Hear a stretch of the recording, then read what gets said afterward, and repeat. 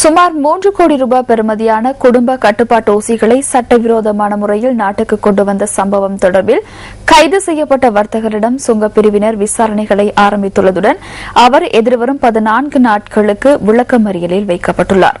இந்த சம்பவத்துடன் தொடர்புடையதாக கூறப்படும் பாகிஸ்தான் பிரஜை கொழும்பு புதுக்கடை நீதிமன்றத்தில் ஆஜர்படுத்தப்பட்ட போதே இந்த உத்தரவு பிறப்பிக்கப்பட்டுள்ளது.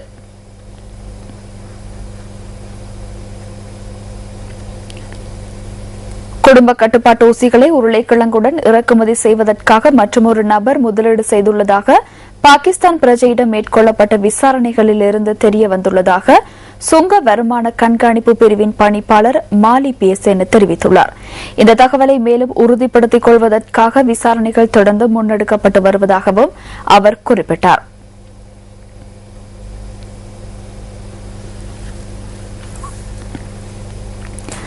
பகிடிவதை தொடர்பில் ஈடுபட்டதாக கூறப்படும் ருகுணு பல்கலைக்கழகத்தின் 6 மாணவர்களுக்கு வகுப்பு தடை விதிக்கப்பட்டுள்ளதாக தெரிவிக்கப்படுகின்றது. இவர்களில் 2 மாணவியர் உள்ளிட்ட 6 பேர் வகுப்பு தடைக்கு உட்படுத்தப்பட்டுள்ளனர்.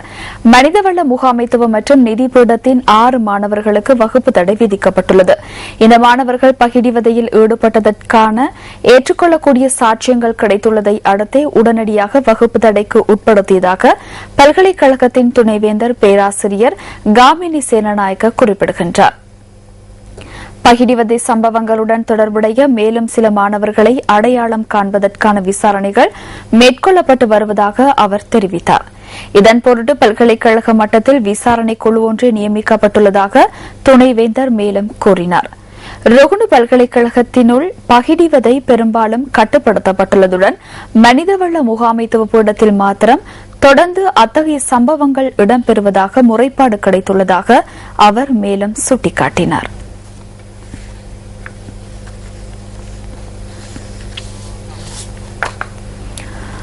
கொழும்பு மாநகர சபையின் முன்னாள் பிரதி மேயர் அசாத் சாலியிடம் குற்றப்புலனாய்வு திணைக்களம் தொடர்ந்து விசாரணைகளை மேற்கொண்டுள்ளதாக போலீசார் தெரிவிக்கின்றனர். தேசிய வைத்தியசாலையில் சிகிச்சை பெற்று வந்த கொழும்பு முன்னாள் பிரதி மேயர் அசாத் சாலி மீண்டும் குற்றப்புலனாய்வு திணைக்களத்துக்கு அழைத்துச் செல்லப்பட்டுள்ளார். சிகிச்சைகளின் பின்னரே அசாத் சாலி மீண்டும் அழைத்துச் செல்லப்பட்டதாக சிரேஷ்ட போலீஸ் உத்தியோகத்தர் ஒருவர் குறிப்பிட்டார். 72 மணித்தியாலங்கள் அசாத் சாலி தடுத்து வைக்கப்பட்டதன் பின்னர் தடுத்து வைக்கும் உத்தரவை பெற்றுக் கொண்டு மேலதிக விசாரணைகளை முன்னெடுத்து வருவதாக போலீஸ் ஊடக பேச்சாளர் போலீஸ் அத்தியட்சகர் புத்திக ஸ்ரீவர்தன கூறினார். அசாத் சாலி கடந்த 2ஆம் தேதி காலை கொலன்னாவை சாலமுல்லை வீட்டில் இருந்த போது குற்ற புலனாய்வு திணைக்களத்தினரால் கைது செய்யப்பட்டார். அசாத் சாலியின் உடல்நிலை குறித்து தேசிய வைத்தியசாலையின் பதில் பணிப்பாளர் டாக்டர் ஸ்ரீல் சில்வாவிடம் வினவிய போது அவர் உணவு நீர் அருந்தாத காரணத்தினால் வைத்தியசாலையில் அனுமதிக்கப்பட்டதாகவும் அவருக்கு பல்வேறு சிகிச்சைகள் மேற்கொள்ளப்பட்டதாகவும் கூறினார்.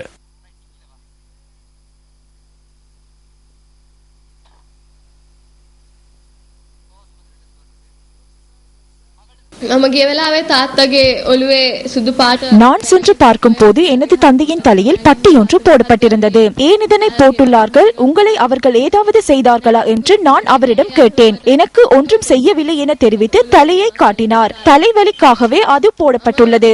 அவர் சொல்வதை கேட்பதற்கு நான் அதிக பிரயத்தனம் எடுத்தேன். நானும் எனது தாயும் சென்றோம். தயவு செய்து உணவு உட்கொள்ளாவிட்டாலும் தண்ணீரையாவது பருகுமாறு நாம் வற்புறுத்தினோம். அதனையும் அவர் செய்யவில்லை. நான் சமாதானத்திற்காக போராடிய ஒருவன் என கூறினார். තාත්ති කන්න නැත්නම් වතුර ටිකක් හරි බොන්න කියලා. එයා ඒකවත් ගත්තේ නැහැ. මට වතුරත් එපා, මට මුකුත් එපා. මම සාමාන්‍ය සාමය වෙනුවෙන් සටන් කරපු කෙනෙක්. இதேவேளை தமிழ் தேசிய கூட்டமைப்பின் பாராளுமன்ற உறுப்பினர் சட்டத்தரணி MA சுமந்திரன் அசாத் சாலியின் உடல் நலம் தொடர்பில் நேரில் சென்று கேட்டறிந்து கொண்டார். ஆரம்பத்திலே ஒருவரும் சந்திக்க முடியாது என்று மறுப்பு தெரிவித்திருந்தும் கூட பின்னர் சட்டபூர்வமாக சட்டத்தரணி ஒருவருக்கு அவரை சந்திப்பதற்கு அனுமதி கொடுக்கப்பட வேண்டும் என்று கூறியதன் காரணமாக அந்த அனுமதி வழங்கப்பட்டது. அவர் கைது செய்யப்பட்ட நேரத்தில் இருந்து இதுவரைக்கும் ஒன்றும் சாப்பிடவும் இல்லை, தண்ணீர் கூட குடிக்கவில்லை. அவரிடத்திலே இவர்கள் கேட்ட ஒரே ஒரு கேள்வி, அவர் இந்தியாவிலே ஒரு ஒரு இதழுக்கு கொடுத்த பேட்டி சம்பந்தமானதாக வேறு ஒன்று கேள்வியும் அவர்கள் கேட்கவில்லை. அந்த நேர்முகமாக அவர் கொடுத்த அந்த பேட்டியிலே சொன்ன சில கருத்துக்கள் தவறாக பிரசுரிக்கப்பட்டிருப்பதாக அவர் அறிந்தபோது அதனை திருத்துவதற்கு ஏற்கனவே மின்னஞ்சல் மூலமாக அவர்களுக்கு அறிவித்திருந்தார். அவர் கைது செய்யப்படுவதற்கு முன்னரே அந்த அறிவித்தல் அவர் கொடுத்து விட்டார். அரசாங்கம் சட்டத்தை 2 தரப்பினருக்கு இருவேறு விதத்தில் நடைமுறைப்படுத்துவதாக மக்கள் விடுதலை முன்னணியின் அரசியல் குழு உறுப்பினர் அனுரகுமார திசாநாயக்க தெரிவித்தார். மாத்தளையில் நடைபெற்ற நிகழ்வொன்றில் அவர் இதனை குறிப்பிட்டார். වර්තමාන ආණ්ඩුවේ නීතිය බවට පත් වී තිබෙන්නේ ආණ්ඩුවේ කැමැත්ත. அரசாங்கத்தின் விருப்பங்களையே தற்போதுள்ள அரசாங்கம் சட்டமாக மாற்றியுள்ளது. எவரையேனும் கைது செய்ய வேண்டும் என அரசாங்கம் நினைத்தால் அவர்களை கைது செய்வார்கள். எவரையேனும் விடுதலை செய்ய வேண்டும் என கருதினால் அவர்களை விடுதலை செய்வார்கள். அரசாங்கத்துடன் தொடர்புடைய உறுப்பினர்கள் சிலர் பெண்களுக்கு எதிரான துஷ்பிரயோகங்களுக்காக நீதிமன்றத்துக்கு சென்றமையை கடந்த காலங்களில் அவதானித்தோம். சிலர் கைது செய்யப்பட்டனர். கொலை குற்றச்சாட்டுகளுக்காக கைது செய்யப்பட்டனர். அவர்கள் அனைவரும் அரசாங்கத்தின் உயர் பதவியில் உள்ளவர்களின் ஆசீர்வாதத்துடன் விடுதலை செய்யப்பட்டனர். ஆயினும் இன்று அதற்கு மாறாக ஏன் நடைபெறுகிறது? எதிர்க்கட்சியினரின் எதிரான கருத்துக்களை இல்லாது செய்வதற்கு அரசாங்கம் செயற்படுகிறது. மீண்டும் பயங்கரவாத சட்டத்தை அமல்படுத்தி மாற்று கருத்து கொண்டவர்களை கைது செய்வதற்கான கதவை திறந்துள்ளனர். இந்த சட்டம் மூலம் நமது நாட்டின் அனைத்து சட்டங்களுக்கும் அப்பால் காணப்படுகிறது. அரசியலமைப்புக்கு மாத்திரம் உட்பட்டும் ஏனைய சட்டங்களுக்கு அப்பாலும் காணப்படுகிறது. அசாத் சாலியை கைது செய்வதற்கு இந்த சட்டத்தை பயன்படுத்தியுள்ளனர். இதை அனுமதிக்க முடியாது. அவர் ஏதேனும் தவறு இழைத்திருந்தால் அவர் சாதாரண சட்டத்தின் முன் நிறுத்தப்பட வேண்டும். ஆனால் இன்று அரசாங்கம் பயங்கரவாத தடுப்பு சட்டத்தை பயன்படுத்தி இருக்கிறது. இதனூடாக அவருக்கு பிணை வழங்காது அவரை தடுத்து வைப்பதற்கு அரசாங்கம் முயற்சிக்கிறது. எந்த ஒரு பிரஜையையும் தடுத்து வைக்க முடியும்.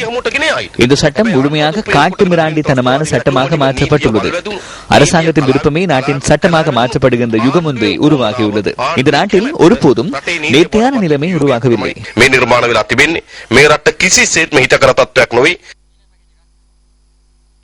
1979 ஆண்டு நாட்டில் நிலவிய நிலைமையினை கருத்தில் கொண்டே பயங்கரவாத தடுப்பு சட்டம் உருவாக்கப்பட்டது. மனித உரிமைகள் குறித்து ஏற்படுகின்ற அச்சுறுத்தல்களை கருத்தில் கொண்டு இந்த சட்டம் தற்காலிக சட்டமாக அமுல்படுத்தப்பட்டது. இந்த சட்டத்தின் கீழ் பயங்கரவாத குற்றச்சாட்டுகள் சுமத்தப்பட்ட ஒருவருக்கு நீதிமன்றத்தில் பிணை பெற்றுக் கொள்வதற்கான வாய்ப்புகள் இல்லை. இந்த சட்டத்தின் கீழ் தடுத்து வைக்கும் உத்தரவு வழங்கும் அதிகாரம் பாதுகாப்பு அமைச்சின் செயலாளருக்கு உள்ளது. முதலில் பயங்கரவாத குற்றங்கள் குறித்து உத்தரவு பிறப்பிப்பதற்கு சாட்சியங்கள் தேவை இல்லாத போதும் பயங்கரவாத செயற்பாடுகள் குறித்து போலீஸ் அறிக்கை மாத்திரம் போதுமானதாகும். வெளிநாட்டவர் ஒருவரை கொலை செய்து பெண்ணொருவரை துன்புறுத்தியதாக சந்தேகிக்கப்பட்டு கைது செய்யப்பட்ட தங்காலை பிரதேச சபையின் தலைவருக்கு பிணை. அசாத் சாலி கைது.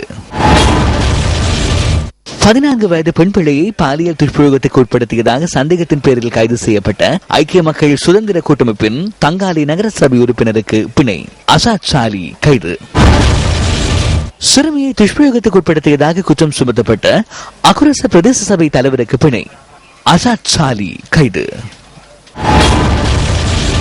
பாரத லட்சுமண் பிரேமச்சந்திரவின் கொலையுடன் தொடர்புடைய சந்தேக நபரான அமைச்சர் துமிந்த சில்வாவுக்கு பிணை. அசாத் சாலி கைது. நாம் தொடர்ந்தும் அவதானத்துடன்.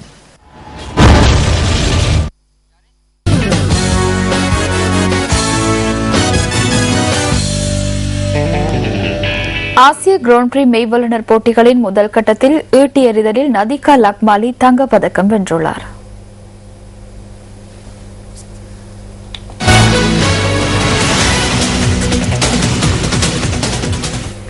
இந்தியன் பிரீமியர் லீக் கிரிக்கெட் போட்டியில் விளையாடாத இலங்கை வீரர்களை மீண்டும் நாட்டுக்கு திருப்பி அழைத்து வருமாறு தாம் வேண்டுகோள் விடுத்துள்ளதாக இலங்கை கிரிக்கெட் தெரிவுக்குழு தலைவர் சனத் ஜெயசூரிய தெரிவித்துள்ளார். நியூஸ் ஃபர்ஸ்டுக்கு கருத்து தெரிவித்த போதே அவர் இதனை குறிப்பிட்டார். මම ක්‍රිකට් ආයතනයත් එක්ක සාකච්ඡා කරලා ක්‍රිකට් ආයතනයට දැනුවත් කරලා තියෙනවා ඉන්දියානු ක්‍රිකට් පාලක මණ්ඩලයත් ඒ වගේම ஐபிஎல் போட்டிகளில் விளையாடாத வீரர்களை நாட்டுக்கு அழைப்பதற்கு இலங்கை கிரிக்கெட் நிறுவனத்துடன் கலந்துரையாடி இந்திய கிரிக்கெட் கட்டுப்பாட்டு சபைக்கும் ஐபிஎல் நிர்வாகத்திற்கும் அறிவித்துள்ளேன். சாம்பியன் கிண்ண போட்டிகளுக்கு செல்வதற்கு முன்னர் இங்கிலாந்துடன் கண்டியில் மும்முனை தொடரில் விளையாட உள்ளோம். இந்த போட்டியில் நமது வீரர்கள் விளையாடுவார்களாயின் அது அவர்களுக்கு சிறந்த பயிற்சியாக அமையும் என நான் நம்புகிறேன். இந்த போட்டியில் கலந்து கொள்வது குறித்த எனது வேண்டுகோளை இலங்கை கிரிக்கெட் நிறுவனத்திற்கு முன்வைத்துள்ளேன். தெரிவுக்குழுவின் தலைவர் என்ற அடிப்படையில் இந்திய கிரிக்கெட் கட்டுப்பாட்டு சபையுடனும் IPL சபையுடனும் கலந்துரையாடி இது குறித்து விரைவில் தீர்மானிப்பார்கள் என்று நான் எதிர்பார்க்கிறேன். IPL போட்டிகளில் விளையாடாத இலங்கை வீரர்களை நாட்டுக்கு அழைக்குமாறு நான் அவர்களிடம் வேண்டுகோள் விடுக்கிறேன். ඉතින් ක්‍රිකට් ආයතනවල ක්‍රීඩා කරන්න නැත්නම් ලංකාවට ගෙනල්ලා දෙන්න මේ තරඟාවලියට තුන්කොන් තරඟාවලියට සම්බන්ධ වෙන්න කියලා. மாத்தறையில் உள்ள கால்பந்தாட்ட கழகம் ஒன்று 4 ஆண்டு பூர்த்தியை முன்னிட்டு அதன் தலைவர் சனத் ஜயசூரிய தலைமையில் மாத்தறை உயர்வத்து மைதானத்தில் இன்று நிகழ்வு ஒன்று நடைபெற்றது. இதன்போது கால்பந்தாட்ட சம்மேளனம் ஒன்று ஆரம்பிக்கப்பட்டதோடு வீரர்களுக்கு விளையாட்டு உபகரணங்களும் சீருடைகளும் அன்பளிப்பு செய்யப்பட்டன.